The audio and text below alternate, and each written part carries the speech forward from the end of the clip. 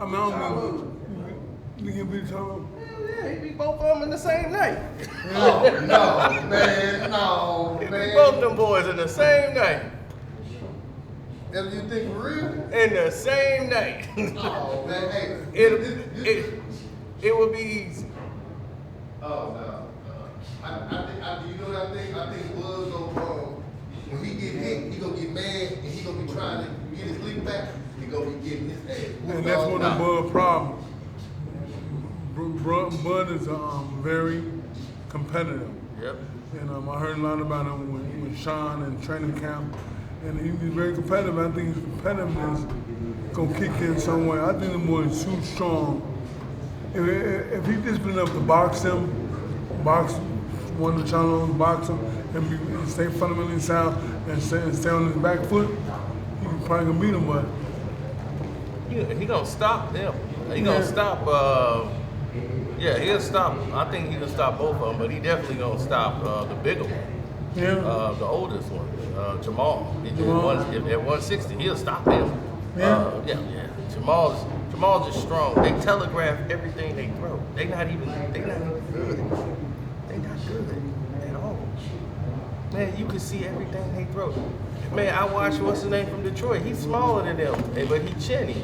they beat him. Yeah, but he was Chinny, yeah, he was toying with them, man.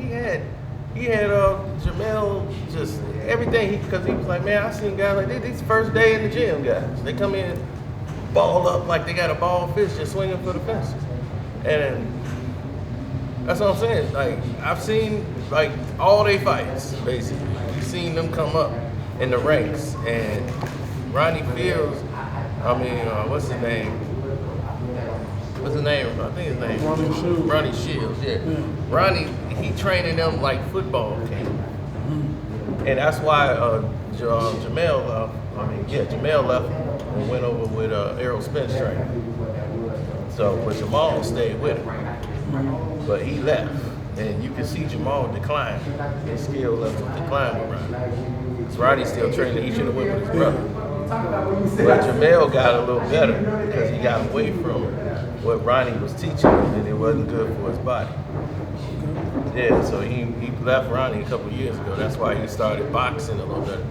He got with Errol's trainer and he's a good trainer. I respect Ronnie. He's a good trainer.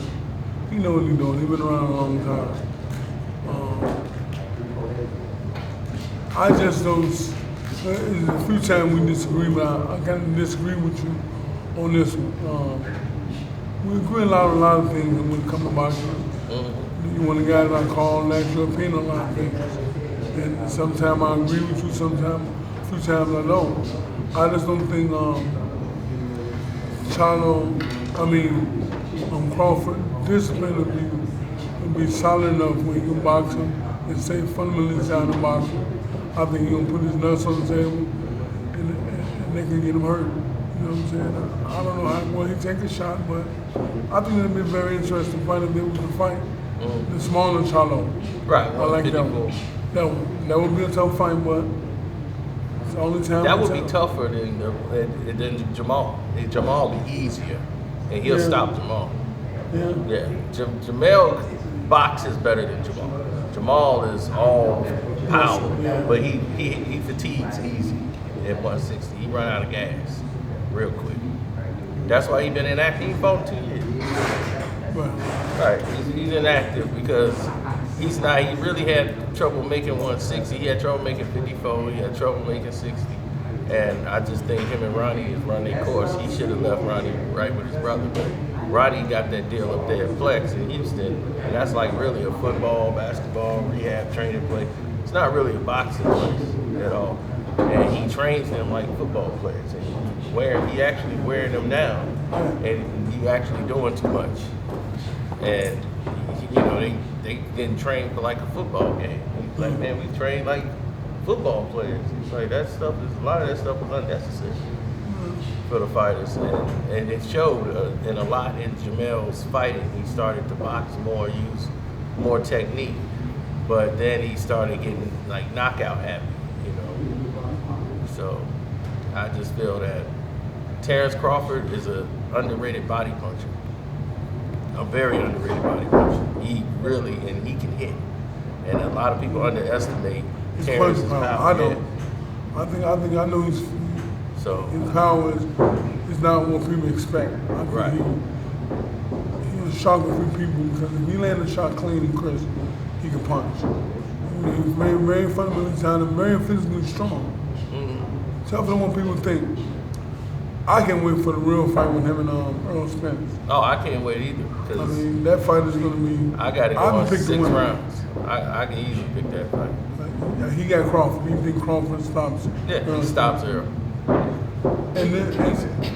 And my man Ross think the total opposite. I don't know. Errol's too flat-footed. That's the thing. Errol cannot fight any fighter with movement. That's why they've always placed him in the fight with steady fighters. What happened with Mikey Garcia? Mikey Garcia? Outboxed the man. Are you kidding? Mikey Garcia is 2 weight classes under him. No, we ain't talking about the weight class. We talking about the boxing ability, the boxing IQ. Right. I mean, that's what I'm saying. Mikey Garcia is supposed to be. They paid him like he was the best boxer of all time. I don't know who pumped his head up, but nobody believed that. Terrence Crawford, he even said, Mikey don't believe that. Mikey never wanted to box. He come from a boxing family. His first boxing match was in a tournament.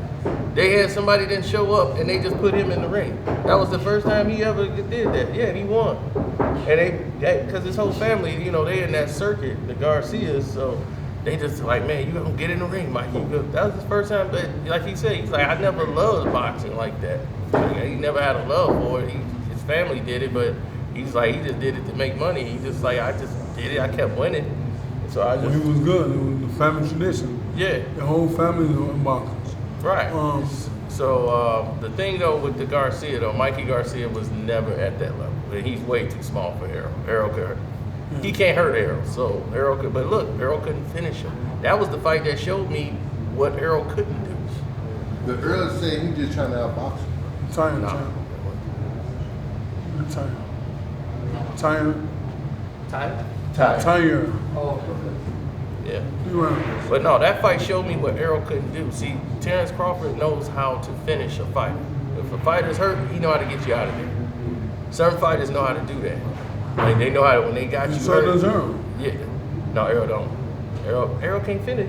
This is the first fight he ever finished somebody in like 8 fights. He didn't finish Mikey Garcia. He go to the cards with fighters. He goes to good. But he don't know how to get him out of there. He'll hurt him and can't get him out. They stopped the fight because of his eye. That was it. He wasn't gonna stop him. Errol don't stop nobody. He go to the cards. Terrence done stopped everybody at welterweight. Everybody. I think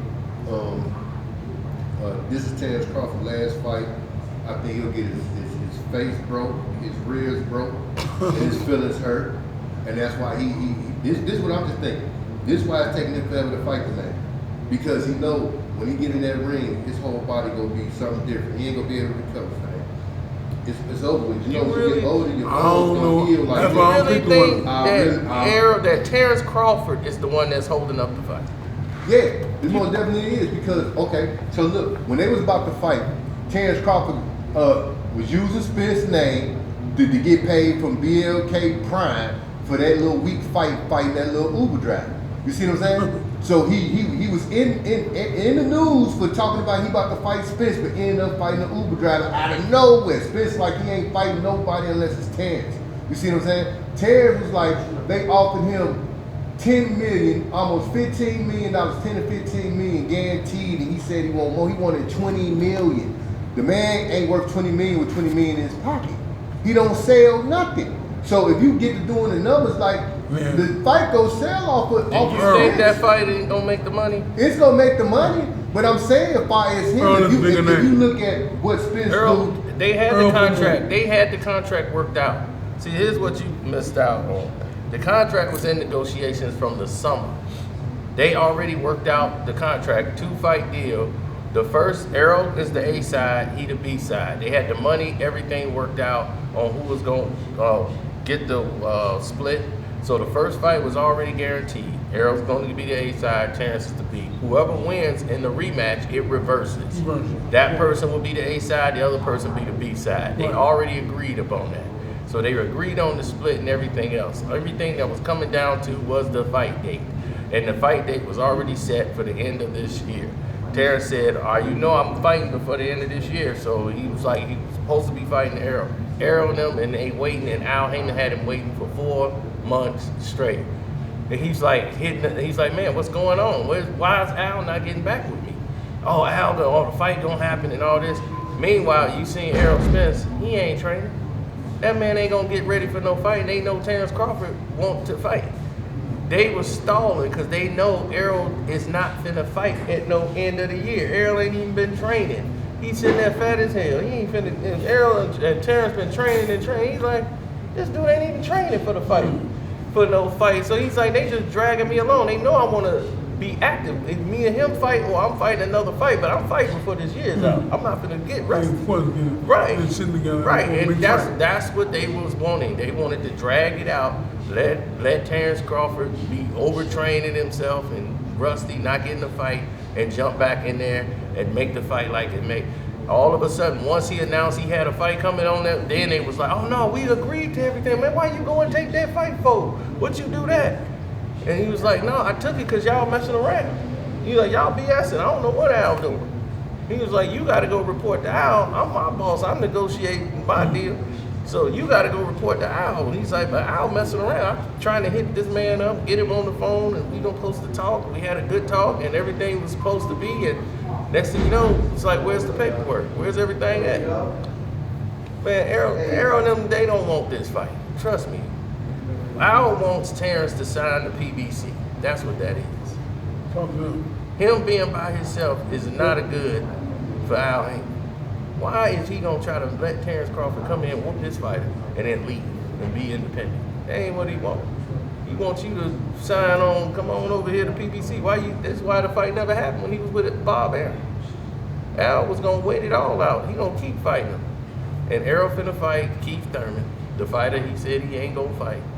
Then Al gonna put them in the ring with Keith Thurman. Keep all the fights in PBC. That's all Errol do is fight PBC. And when did Errol ever fight anybody his size? They always you want to talk about that? They always 147 though. No, they ain't. Errol didn't fought Danny Garcia, who's a 140 fighter. He didn't fought Mikey Garcia. He didn't clean all them out. So. How many small welterweights they gonna keep putting in there? Do you know Errol started his career off at 154? No, yeah, turn on. He started his career off at 54 and he got his bell rung at 54. So they dropped him down to 47 and said, you gonna fight at 47. Because his style that he got, his defense is not what everybody think it is. He gets hit. And you saw Ugas rocked him and almost put that boy to sleep. Man, he lost his mouthpiece, looking for his mouthpiece. Stop the fight, yeah. Come on, man. He did the same thing in the Danny Garcia fight too. And Danny Garcia is a 140 fighter. If he do that with Terrence Crawford, does Crawford stop him? Absolutely. Man, Crawford's not stopping that. Absolutely. I can pick one of them fight. I don't know. That's a fight I want to see. I don't know who's gonna win that fight. I like Terrence. I like Errol Spence. I like them both. I think he's very talented. I think Errol Spence's ruggedness could be a problem with Crawford. He's gonna stalk him. But I think Errol Spence running into some shots. If he be dissing him and keep boxing and keep on hitting him, his punches, he can make it very interesting for Errol. And Errol just have to be in his chest all day and beat him down. And I just don't know who's gonna win, who's gonna prevail. I want the fight to be made. I'm tuning in. Oh yeah, everybody gonna buy that. The way Errol gotta win, he gotta jab. He has to jab. He has a good jab when he throws. He got a great jab. Much better boxer than what people think. Errol can box. Yeah, I know he can box, but he's mostly an AB guy. He does everything. He doesn't really. His footwork is not really what people think it is. He's real solid in his base when he's flat-footed. But that's why he's only right. But he never really dealt with no fighter with movement. Nobody who fought at angles never fought him. They always put him in there with flat-footed guys. They put him in there with Chris Algieri, and he couldn't cut the ring up. Not in the angles. Not really. he stayed. He mostly circled him all night, and then he fought a fight he never fought before. He just fought with a high guard all night. And I'm like, when did you ever fought like that? Because you got hit, you felt that power. I mean, he could have, but he was more concerned. Errol was more concerned with Ugas's power. It's from the first round on. He told the corner. He's like, man, yeah, he can hit. He told me that. Yeah, in the corner. Time. When Errol in the corner, he was doubting. We set the bell. And he barely got hit.